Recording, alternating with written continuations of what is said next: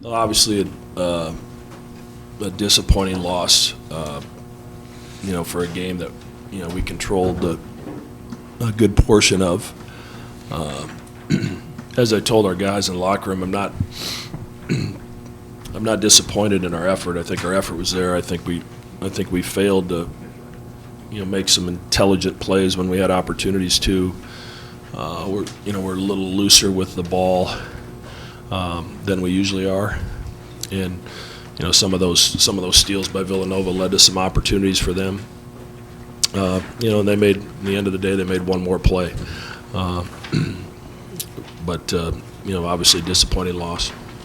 Questions for the student athletes first. Trey, what's going through your mind right now as you think about this one? I think we just had a lot of opportunities to win the game. I think that we should have controlled the game a lot better in terms of what Max said, not turning the ball over.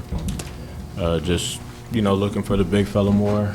But yeah, I just felt like our control over the game should have been a little better on the players' end. So.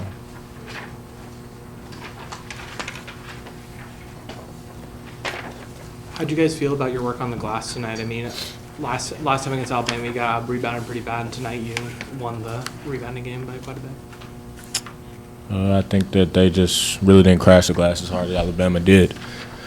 I think that they were kind of scared of us getting in transition and kind of getting out and running and getting early shots up. So, I mean, every time that they shot a shot, I just see most of them getting back, probably like 1 or 2 crashing. So, I still think we did a good job of controlling the glass, but I think it was just a good game for them.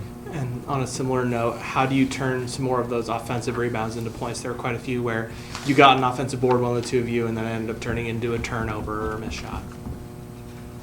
I just think that we probably just take better shots, just take care of the ball when you get offensive rebound. I mean, the shot clock resets so we can run a set, or we can just, get to our motion, get into the flow of our game that we like to play. So I just think it comes down to that. Kalk, what problems does Eric Dixon present as a defender? Yeah, it's just obviously he shoots the ball pretty well, so it stretches the floor a lot more. You got 5 guys out there that can shoot the ball. It just presents a different sort of challenge. And ball screens, usually we can play the drop coverage 2-on-1 going toward the basket. Since he shoots the ball well, you got to play both the roll when he rolls and pop when he pops. So it's different. And it's something I just got to be better at. I did a good job last year in the Big East tournament. Didn't do a very good job today. I got to defend better. Right, Trey, how much of an impact did their physicality at mesh points kind of have on offensive flow and pace tonight, do you think? I think we did a pretty good job of getting to where we wanted to go. I think that their physical play just kind of wasn't letting us get as deep as we wanted to, but I feel like in terms of us wanting to get to our spots, we were able to get Kalk the ball in some good situations, being able to set some hard screens. I just think that over the course of the game, it starts to wear down on you a little bit, but I think we did a pretty good job of handling the physicality. Just like I said, it comes down to just not turning the ball over, and I think that's what was the difference in the game. 2 more for the student athletes. Trey, does this one feel like a game that you guys just kind of let slip away in the second half? Yeah. I think this is a game, like I said, I felt like we should have controlled a little better. I felt like we were up by double digits going into half, and I think that on the players' part, we got to do a better job of, like I said, not turning the ball over, making sure that we capitalize on those situations to where we get offensive rebounds and just playing the way we know how, just, sharing the ball and doing things like that. So. Trey, you really took over that overtime period offensively. What were you seeing that maybe wasn't there in the first 2 halves? That was just kind of, I knew that I had a shot at the end of the game to win it. It kind of slipped out of my hands when I was gathering it, so I wasn't able to get the shot that I wanted to. But I knew that going into OT, I knew that I felt pretty good win-wise. I wasn't really tired. So I knew that it was kind of something that I wanted to do, is just be a little bit more aggressive and kind of will my team to victory. Thank you, guys. Mac, at the end of regulation, with the 6.5-second differential, what were you hoping to get on that possession? We ran a little flare for Trey, and Baylor read it, didn't think he had it, so then the plan was for Baylor to get downhill. he got downhill, got it up in the rim, and, Mason made a great effort play, and unfortunately, they called him for out of bounds. What changed defensively in the second half? In the first half, no one other than Dixon was scoring, and then some of the other players started to get into it. Yeah, I mean, they got a couple on us deep. When Dixon hit a couple, it forced us to stay a little closer to him, so they were able to get a couple at the rim. I thought for the most part we defended the three-point line relatively well, but they had 68 points in 75 or 76 possessions. That's good enough defense to win. We scored 6 points the last 11 minutes of the second half. So I've got to do a better job of putting them in position to get quality shots, and then we've got to do a better job collectively with some execution. Passing and catching. We were as careless tonight as I remember in a long time. What do you think stings the most about the controllable aspects of this one that just weren't quite good enough to win that? Yeah, I mean, anytime you're in a position in the Big East to beat a good team, it stings when you lose, especially when you did a lot of things right. We didn't play great the first 4 minutes of the game, but I thought we responded after that 16-minute timeout, and we really talked at halftime about getting off to a good start the second half, and we did. We stretched that lead to 14. And then we just got, we got stuck on 52. We couldn't get off of it, and scored, like I said, I think 6 or 8 points the rest of the way, and some decent looks at the rim. We missed a couple front ends and one-on-ones. I think we missed 2 free throws on one possession. You're not going to beat good teams if that's the case, if you make that many mistakes. Mac, is this team still kind of learning how to deal with the opposing defenses that like to be a little bit more physical with them?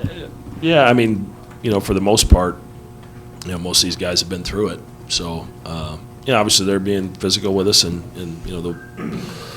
we got to the line 21 times to their 10, which usually is a recipe for success, especially, I was worried about the free throws. I was worried about rebounding. We kind of controlled those 2 areas. But, in my wildest dreams, I never thought we'd turn it over 16 times. Steve got off to a good start. The first half, what did Villanova do to kind of adjust to the way he was playing and kind of take him out of his rhythm? I thought he had some good looks. I thought he just missed him. And then we just decided to go with a little bit better defender down the stretch. But he did some good things. Obviously, 3 assists, no turnovers against that defense. And like I said, I thought he had some good looks at the basket. He just missed them. Mac, what was it like to have Doug back in the ceremony? Yeah, it was really special and really cool, and it's a memory I'll never forget. I've coached this game a long time, and been able to do some pretty cool things with a lot of my teams, and have a lot of success. But that one's that's one that not many coaches have an opportunity to coach someone whose jersey is retired. Let alone a coach who it happened to be his son. So, NCAA tournaments, big wins, bright lights, that's all, that's pretty cool, and it's hard to do in our business to achieve at a high level as a coach, but to be part of what happened tonight is probably as good as it gets for me. 2 more. Mac, with 10 days off between your next game, obviously you have Christmas break as well, but what do you kind of hone in on with that much time off? Yeah, we're actually gonna practice in the morning, and get at least some good physical work in before we send them home for 3 or 4 days. They need a break. They need to get home and be with their families, and then we'll kind of reconvene Christmas night and start our preparation for a really good Marquette team. Trey didn't have a great shooting night in regulation, but then he responded really well in overtime and also had a great night outside of scoring. What do you think of his performance? Yeah, I mean, defensively he did a great job. I thought he at times got to his spot. A lot of physicality at the rim. I thought with him, and he was able to play through it a little bit better in overtime. We executed a play at the end of the game, and he just didn't catch the ball right. We got him an open 15-footer, and he's about as good a 15-foot jump shooter as there is in the country. But he really sparked us in overtime when we needed a lift offensively, and gave us a chance to win the game. What did you Thank see you. Go ahead. what the reads Dixon made offensively and just kind of the way he just I don't know. Yeah, I mean, he's a hard matchup for anybody. You know, he did the very similar thing to North Carolina when they played North Carolina. He got going and from different spots on the floor, and you know he can pass it as well. So, you know, we tried to bring some help at times and give him different looks and keep him off balance, but he made some big time plays, and the three that he hit in the corner, Kalk was right there. This is probably the